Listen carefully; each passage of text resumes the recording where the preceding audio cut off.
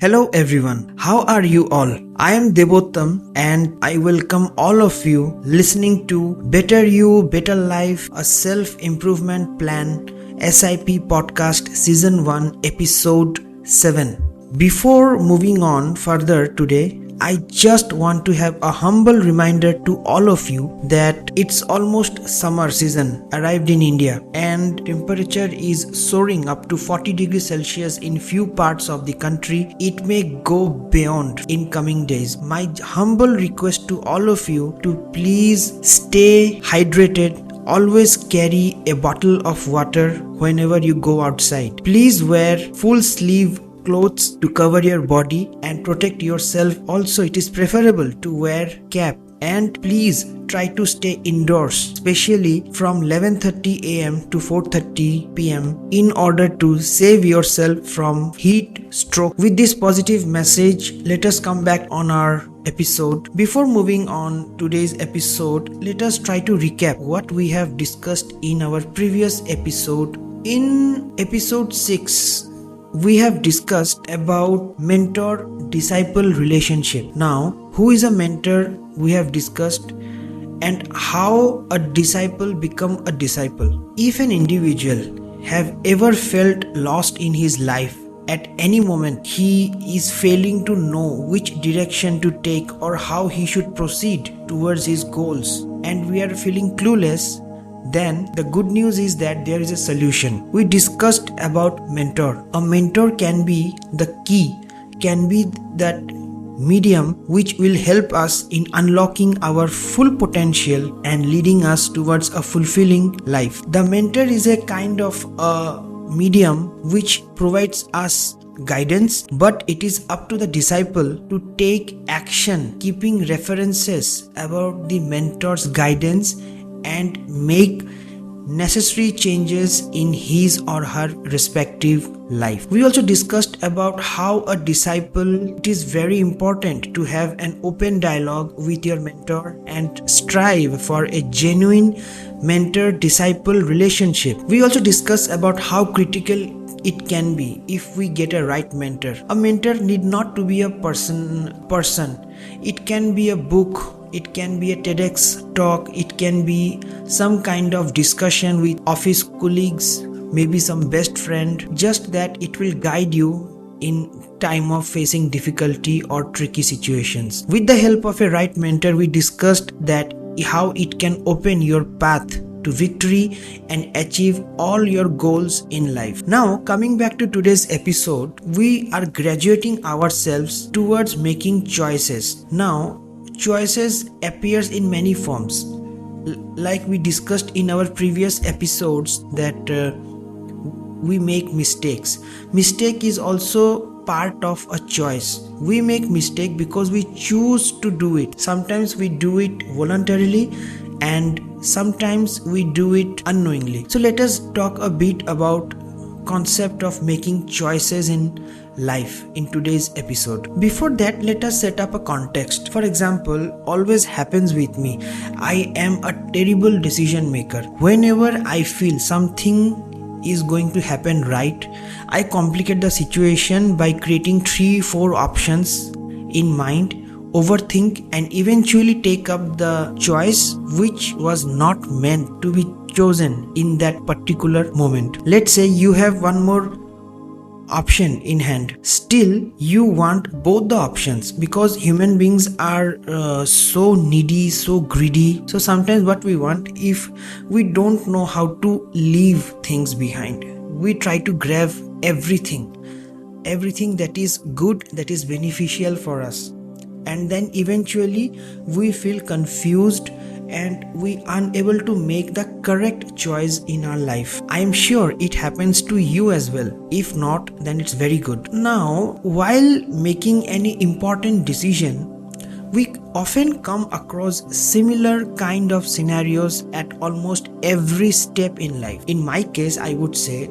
I feel very much paralyzed. I feel very helpless to choose what to leave and what to hold. I fear that I might losing out on good options if I leave them behind, because in that process I develop stress within myself and try to grab almost everything, which should not be the way. I fear losing out good option. At the same time, I don't want to miss out on something deserving.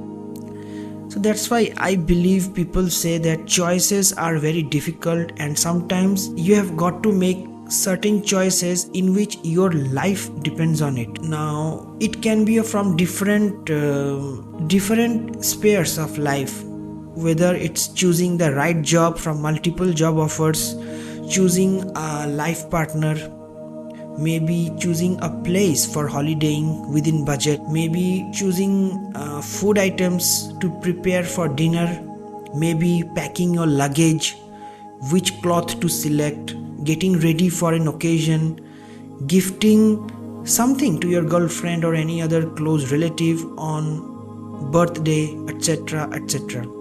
We all go through that parallax where we are unable to decide what is wrong to leave and what is right to accept. I repeat my phrase again. In all this context, we all go through that parallax where we are unable to decide what is wrong to leave and what is right to accept.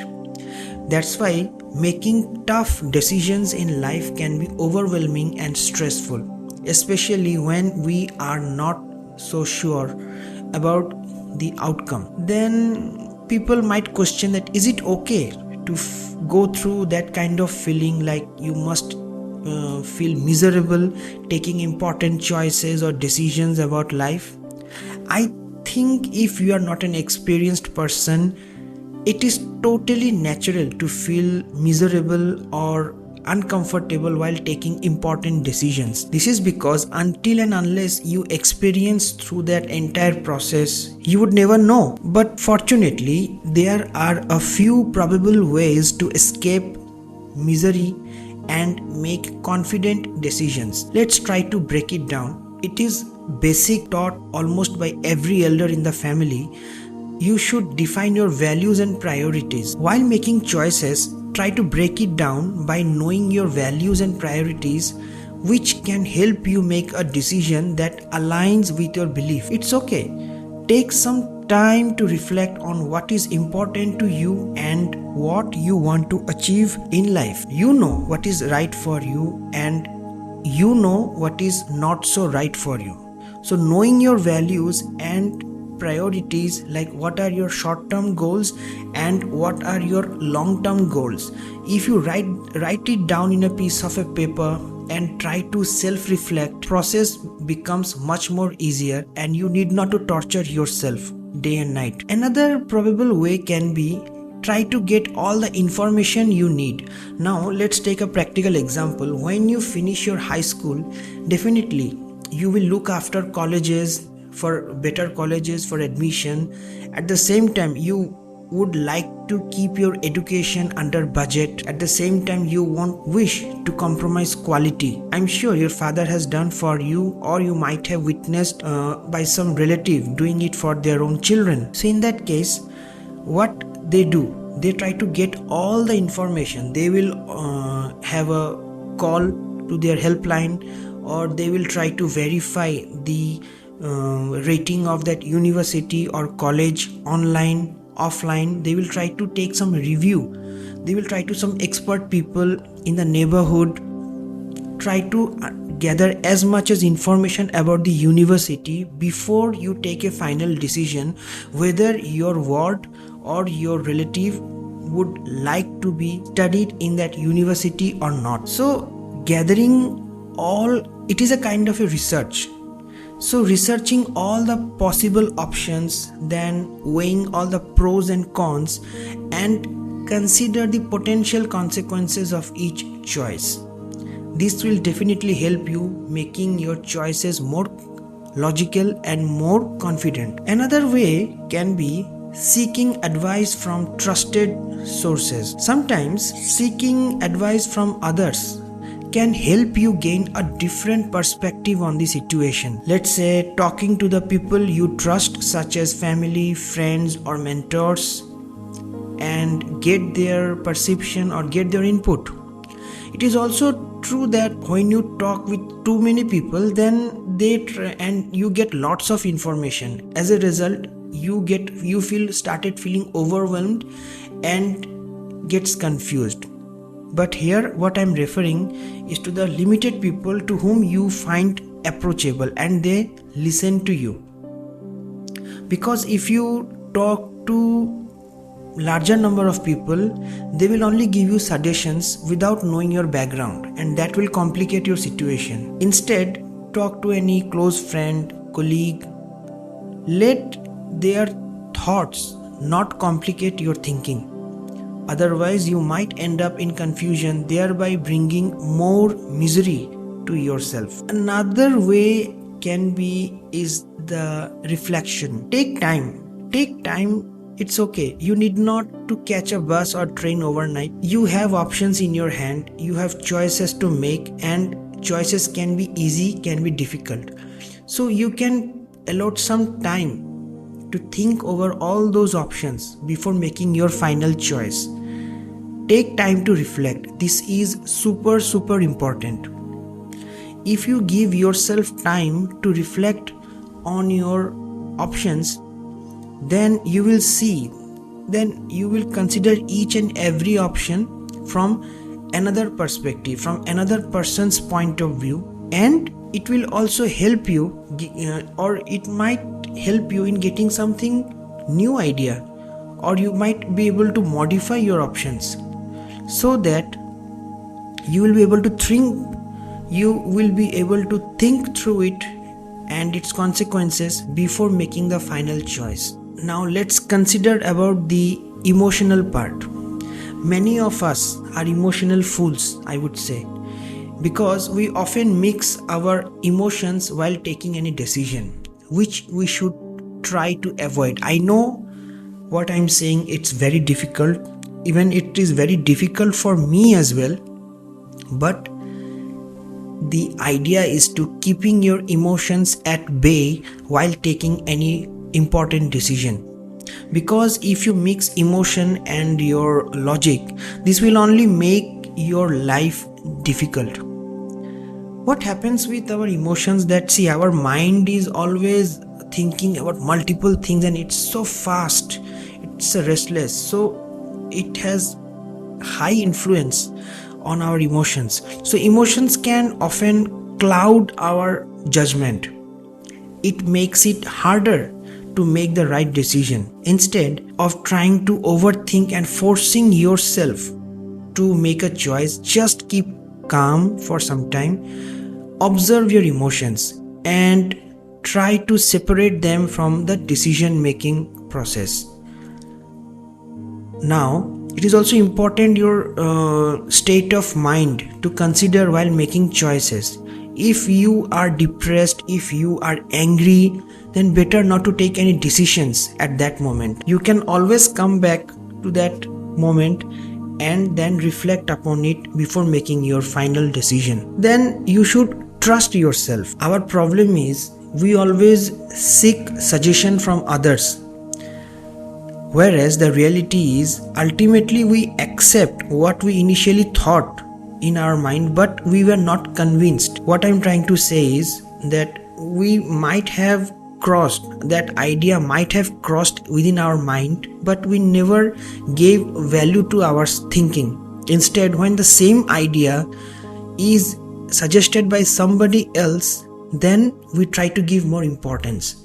So it is very important to trust your own instinct, because you know yourself better than anyone else, and only you are capable of making very good decisions. So it is very important to trust yourself and have confidence in your abilities. Another important point can be taking action. Action is everything. No matter how much you think, no matter how much you try to modify your situation or how much you ease out, ultimately it's the action that is going to talk by end of the day. And it is also a fact that we cannot be successful every time. Once you have made a choice, take action. Just do it.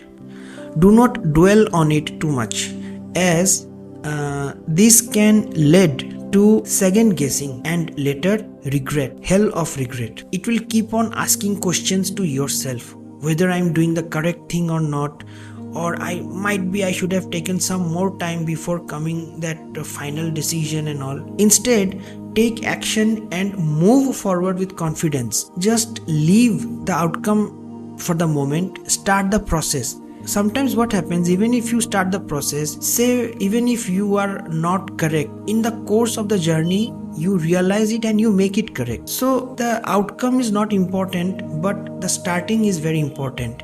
If you start correctly, the outcome will be right eventually. If not, then we are human beings after all, so we can always retry and do it again. But the entire idea is not to make yourself feel miserable while making any choices. So winding up here in this episode, let us try to summarize what we have discussed so far. Taking tough decisions in life can be challenging. We have reflected discussing that it is very essential to make good choices to make them achieve their goals and aspirations. We also discussed about probable ways on how we can improve our choice making skills or decision making skills.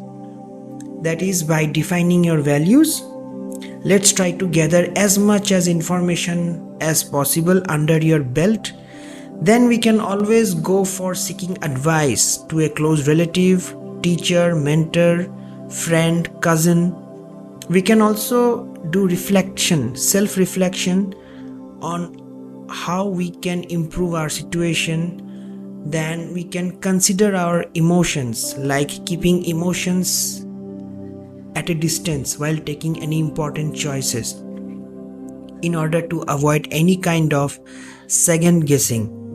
Then we discussed about trusting yourself and finally taking action. Just do it. By adopting all these measures, probably we can escape that miserability and make our choices more confident. We have to remember that every decision is an opportunity to learn and grow. So embrace the process, keep outcome at a distance for the moment. Just trust yourself to make the right choices. So next time when you make a choice, ask yourself 3 important questions. How do you take decisions? Number 2, are you growing or not? And number 3, what is that stopping you from moving forward? Not. And number 3, what is that stopping you from moving forward? With this concluding note, I hope that you found this episode helpful. For the next episode, we will touch another topic or skill related to improving our lives. I thank you once again for listening to our podcast. Until we meet next time, enjoy your weekend. Signing off.